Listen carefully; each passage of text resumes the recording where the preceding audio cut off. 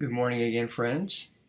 This is going to be part 3 of teaching the Preludio of the E major Partita of Bach. So we're going to be starting in the piano mode after the long diminuendo on this measure 79. Just as the first time for me, same excuse, using the open D string. Of course, in this case, I play fourth.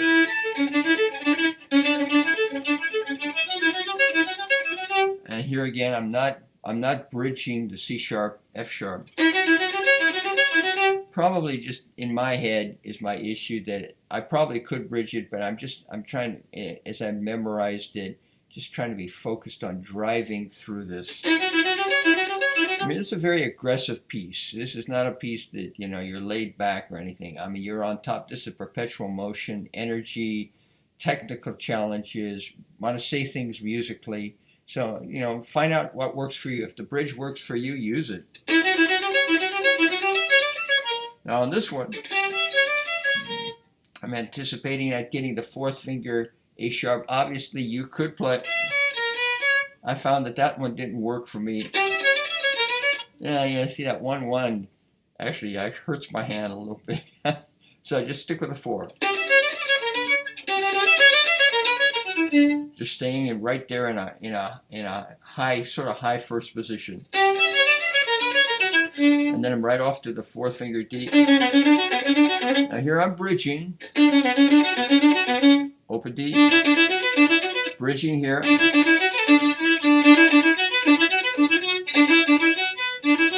That one's got to be careful because that open D string. It's funny, I never noticed the problem when I played it, when I recorded it, but now that I'm teaching it, I'm going, oh, that's a little challenging. I have to be very clean. Another solution, which if you can reach that F sharp to B natural, you could do a fourth finger.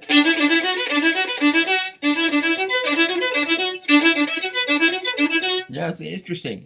I never had a problem with it. Now it's a little awkward. And then next, this is all straight ahead.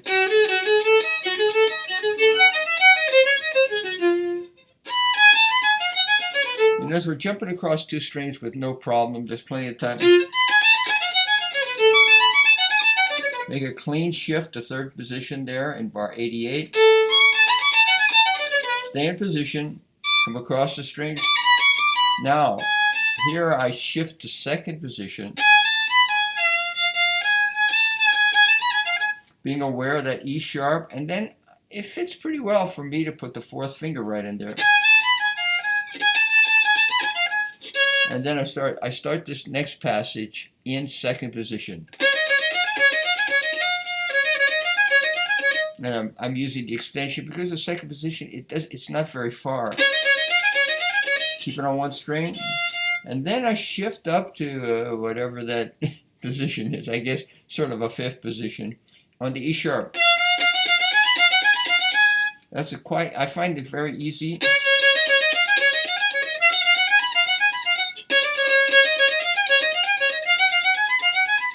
So I'm in fifth position playing with the fourth finger extension. Then I shift to second position on the E string. Same fingering, 1, 2.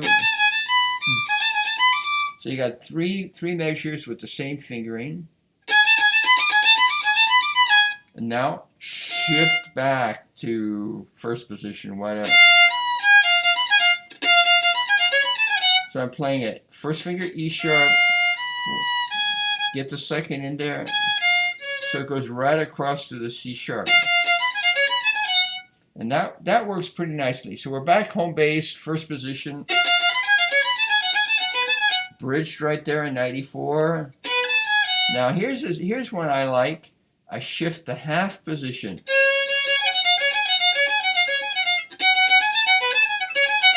So that's pretty. That's my square up. I feel like everything's really nice.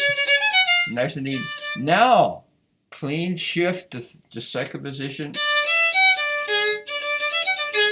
Then the first position. A sharp, first finger. So that's a nice pattern in there. I found it was really nice to memorize it like that also. I just had those shifts in my mind. And I could put those little accents. So I have that G sharp, A sharp, B natural coming out as a little, a little line that Bach put in there. There's a B, C sharp, D, now G sharp, A sharp. What's that line sound like? So you actually bring that line out as you're playing through this perpetual motion. And it continues into the next bar. Also this second finger E sharp. Okay, now at bar 97. We're starting another new pattern. So I start off with open A, and then that works really nicely. Bring the first finger for E sharp. Let's do a slur. You could play a 4. For me, in the heat of battle, I did the 3-3. Either way is fine. I mean, maybe it's better now. That's the way I memorized it, so I just play it with the 3-3. That's not a big deal. And then back to regular first position. Now this is interesting in bar 99. Theoretically, you could hold the F sharp down, but I purposely marked it there in my music. Don't hold it down because it tightens my hand up. Just put it back down. So when I'm doing this 1-3, 1-3, I want to have that second finger free. So, and I should mention again, like bar 98, 99, 100, 101, all those 3 bars, I'm going to change the bowing to do, starting on the second beat, two notes slurred, and on the third beat at the end, 2 notes slurred. So the first one is, now same thing here, same thing. So for those 4 bars, I definitely recommend 2 slurred on the second beat, 2 slurred at the end of the third beat. Now this is a very tricky bar, bar 100. To get this G sharp at the very end of the bar, very hard, I recommend a crazy fingering. 3-1, I don't know what position, it's kind of 2 positions, right? It's half position and first position.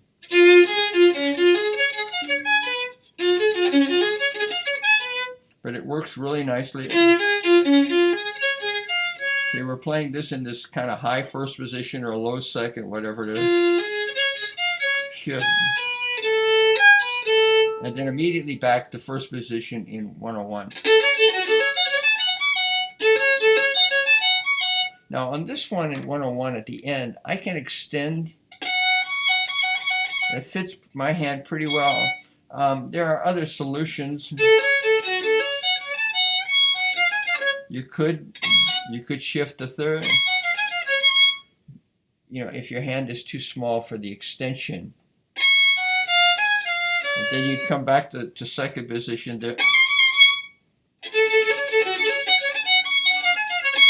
See, that works also. You could shift the third, nail that fifth right there, and then shift back. In my case, I can do it a little easier. I do that, and then I do my least favorite fingering in all violin, move my first finger back, and just keeping my fingers like, but it works here for me. See that? So sometimes you just do what works in the moment. The shift to third position is okay. It just was I wasn't as consistent as I wanted with the fifth. And you see it's pretty nice. I take a little tiny break.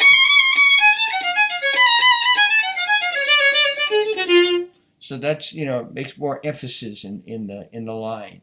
So now we've gone into 104, and the last beat, where am I? I'm in second position all the way through there.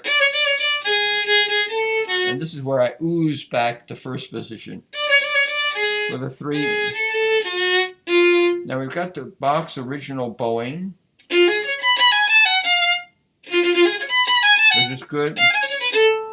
You have a choice here. You could play a 4th finger E sharp. Or I chose the shift back to my least favorite fingering. So let's assume you played. The difficulty with the E sharp is that you got to be clean. And in the heat of battle, that's kind of tricky. If you could do it, great. Nothing wrong with that fingering. You're bridging, shift to second position, shift back to first.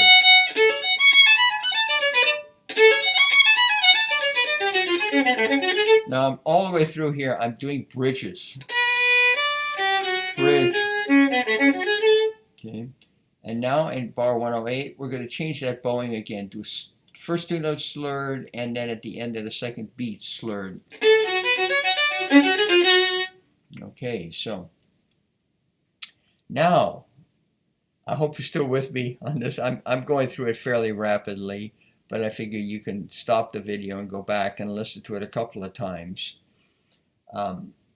We're at 109. Now we hit it. We could conceivably do a subito piano right at 109. I never liked that. So I figured let's just drive right into a forte, and then we'll do a piano right after the first beat. It's kind of a nice effect. And this cross the string action from one bar to, from 109 to 110, 109 to 110. I just move my first finger back and forth. And there, at the end of that, I really feel this with a little crescendo. So sort of just like the beginning, even though this is on the second beat, the first one down here, that's first beat, but this is the second beat. Now I play 1-4, and then the open E. Same fingering 1-1-1 there. And making in 113, make a nice crescendo. Again, bridging, conscious of the bridge there to play the 4th finger E. Subito piano. And another crescendo at the end. You see, you're creating interest. Bach didn't write any of this, but it makes it more interesting. You could try playing it without the dynamics. Record it, listen to it, see if it's as interesting as when you play it with dynamics. I mean, that's how I come up with a lot of my ideas. I record myself and say, well, does that sound good, or can this sound better? So, all right, so we're going along here. All right, so make note here. I found this was very significant for me at 114, to be really conscious, 3 separate notes, and really bring them out. It makes an interesting difference in the line. For a while, when I was memorizing it, I wasn't really clear on that. And sometimes I play a slur. The separate notes are really interesting. Same thing here. Now I suggest go right to half position. And then except at the end of 116, then you shift back up, of course, to first position. Squaring it up with the 2-4. With a crescendo, piano again. And here, in this bar 112, just open and then bridge. And then shifting at the end to half position. Easy to do. And then back to first position at 119. And of course we're piano here. I found that for my hand, I played the open E string. You could easily play a 4 if it's good for your hand. Yeah, I feel a lot of pressure in there because I'm going to bounce off it and go to the B. So I found that to keep my hand relaxed, just to lift a second to go over. You have a choice here. I opted for a third. Normally I would play a fourth finger there after the A, but I had to get to the B. I have the G sharp, so you have to consider where you're going. In this case, I opted for a third finger. See, I'm right there. My third finger's there. It goes right across there. So sometimes, you know, we break our own rules. Same thing with the open here. So I could really set up this very wide B to A sharp. And then I played the open E.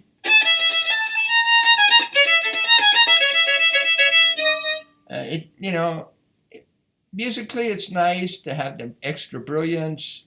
In my case, it's easier on my hand, so I don't have to play 2-4 and 2-4-3, which at this point in the movement, if I'm playing it all the way through, there's a lot. I've probably got some fatigue in my hand already. So I want to minimize the fatigue. Even one note, not having to use the fourth finger, gives me more energy. So it's just a technique that I use to help my strength.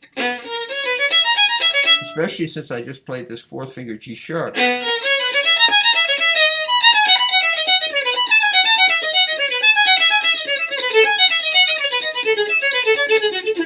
Now notice all the way through here, I'm consciously playing open E strings. It works well with the passage. Not so well in bar 125, but it seems to be okay. I mean, if you really wanted to square that one up, you'd play a fourth finger on the second E. But I don't think it matters here because I'm playing full, I'm forte.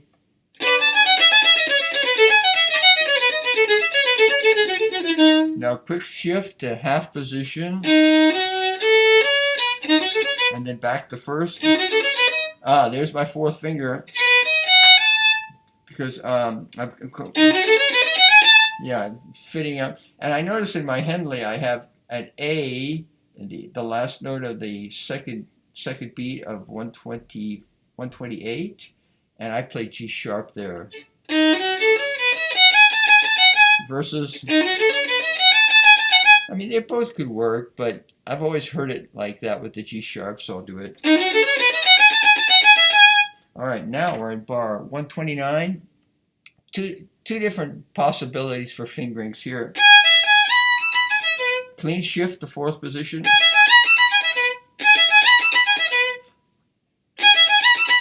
Matter of fact, I shouldn't say clean because actually there's a little sound that just depends. It doesn't hurt to have a little shift sound there. Or you could play, you could shift to fourth position. There, for me, I have the risk of touching that D string. So I opted for the shift to fourth on the B. Now I found that worked. Just play the open E, and as you're playing the open E, I'm shifting back to first position.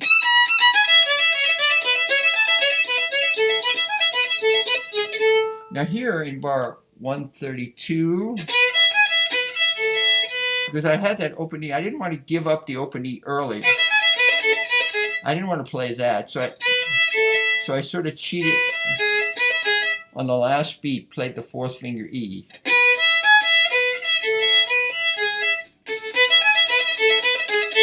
It sounds pretty good. It's hardly noticeable. Whereas if you play it, that's very noticeable. It sounds very academic. We want to preserve the open E string because we've been playing open E string all along. See, so you keep the open E going. All right, now we get to this. I cheat this one a little bit with an extra slur because I always found that my hand was very, very tired by this point, and I never could cleanly get this on a down bow. I mean, everything, like all my senses were blasted. So I just put an extra slur in on the first beat.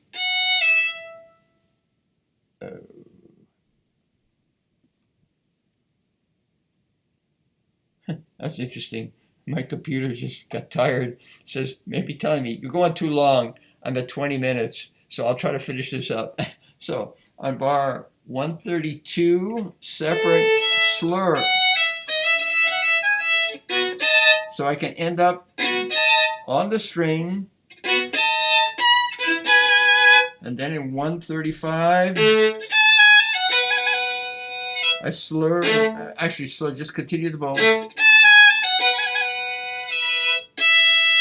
So I got the last 3 bars.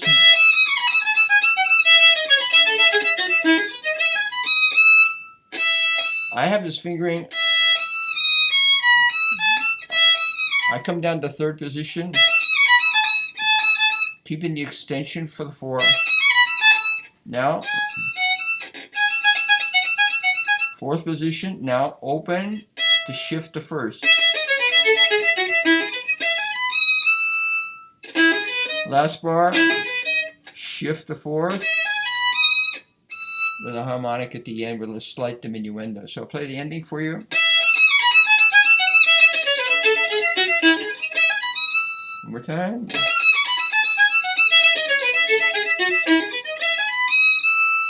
And I do a 3-3 at the end for the harmonic. All right, friends. This last one was a long one. I probably should have broken it in half. So it had a 4th section. But we'll see. I'll listen to it through, and if it works, I'll post it like this. Otherwise, I'll redo it. But anyhow, I hope this is all helpful for you, just to give you ideas of what options you have when you play a difficult piece like this. So, thanks very much for listening, and we'll see you on the next video, and have a great day.